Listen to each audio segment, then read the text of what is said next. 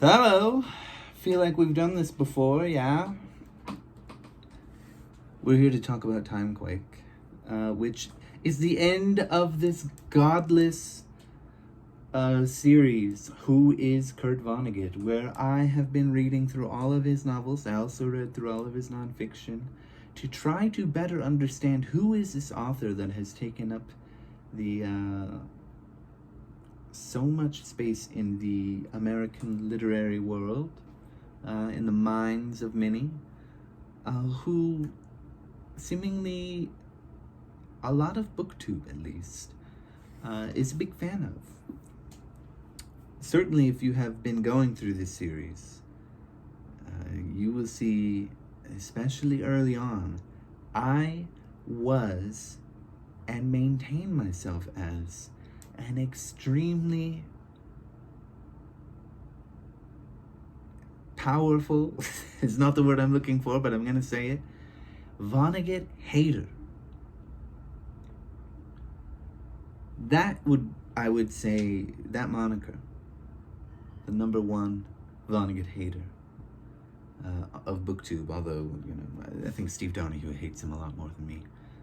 Hates everything he wrote. I don't hate everything he wrote. I actually enjoy some of his work, which most of it comes from the end of his career. If you have been following along, let's see, the first positive book I had something positive to say about was Slaughterhouse-Five. Although I did say some positive things about Cat's Cradle, I was disappointed with the journey to the island, San Lorenzo, I believe. That made it silly and just ruined everything that was good about it when he was being serious. When Vonnegut is being serious, even when he's trying to make jokes with his satire, when he's being serious, he's much more effective. I argue that he becomes a much sharper writer, employs his cynicism and his satire much more effectively as he gets older, although it doesn't always work for me.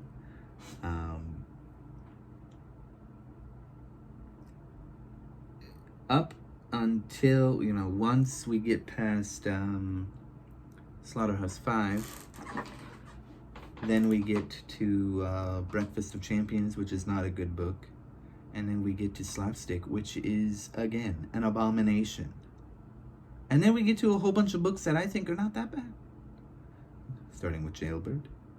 I think it's pretty good. Maybe even his best. And then Dead-Eye Dick, which I think is my favorite of his. And then Galapagos. I kind of have some mixed feelings about it, but overall pretty positive. And especially because it's somewhat optimistic, which is strange and rare for Vonnegut. And then we've got, what is it next? Bluebeard. Kind of some more mixed feelings. I think I was feeling some burnout because I had read all four of those in very quick succession. Not to mention the next book, Hocus Pocus, which I read just after that, which I enjoyed a little bit more than Bluebeard. Although, again, had some mixed feelings. Much more likely to be because of some burnout. I've been reading a lot more a lot more hours of the day to basically win a reading contest at work, which I'm absolutely dominating everybody. And also get a lot of these videos out of the way before September starts, because I want to start fresh. And I've also been reading the Snopes trilogy, but Hocus Pocus, perfectly fine novel, I think, especially for Vonnegut. One of his better ones.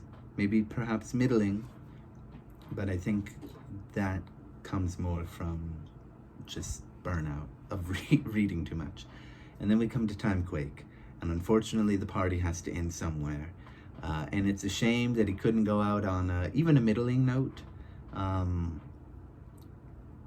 Yeah, I just don't think it's a very good novel. It has kind of an interesting idea. It's very much about free will and determinism, and it stars Kilgore Trout, but it feels very much more autobiographical than any of his other works, and meandering and rambling and nonsensical. And I just realized I'm not in the center of the frame. Hello. The the attention should be on me, not the, what is that? Is that a blanket? No, that's a towel.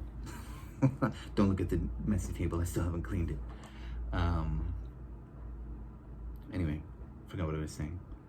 There's 60-something chapters, but the chapters don't really mean anything because the ideas just kind of continue from where they left off oftentimes. There's a lot of personal anecdotes that just come out of nowhere, and pages later you'll come back to the original point, having forgotten what you were talking about in the first place. It does say in the beginning that he was struggling with writing and putting things together, and then he started adding some stuff, and that became Timequake. This is Kilgore Trout dies in 2001, and it's 2001, but all the people of 2001 are taken back thanks to the Timequake, in which you're set to do actions repetitiously, repetitively. I don't know exactly how to say it. When you're sent back in time. And that's what a Timequake is. Kind of a cool, disturbing concept. You have to relive life through that. Kind of a cool, disturbing concept. I think if he'd actually been able to put it together, it could have been good. But I remember reading in the biography that he felt he had nothing else to say and spent and drained.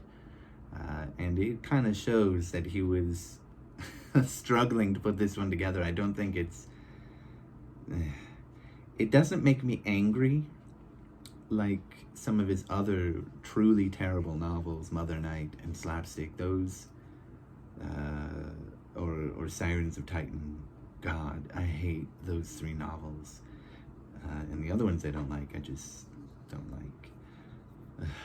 But it doesn't really make me angry in the sense that other novels of his have. It's just kind of a letdown, very disappointing, kind of a shame. I wish he never published it. It seems like he's really lost. I don't think he was, suffering from dementia or anything, although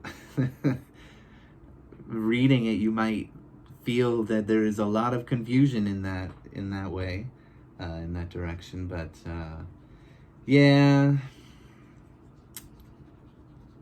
it's not a good novel, but it's just it's mostly just disappointing and sad. I was hoping for at least another middling novel, not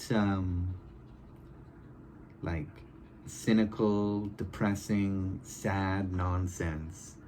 And I say that I say nonsense, kind of a loaded term of negativity, but it's really rambling a lot. It's all over the place. Talking about family members dying, last words, old age, and having to live through everything over again. It's just not the way to go out, but finally, thank you, Lord. I'm done with Kurt Vonnegut. I will never return to another one of his novels ever again, even the ones that I enjoyed. I have no reason to. I don't enjoy him that much. This has been Who is Kurt Vonnegut? I think I will make a ranking of my favorite novels. That might be fun. I don't know. Bye.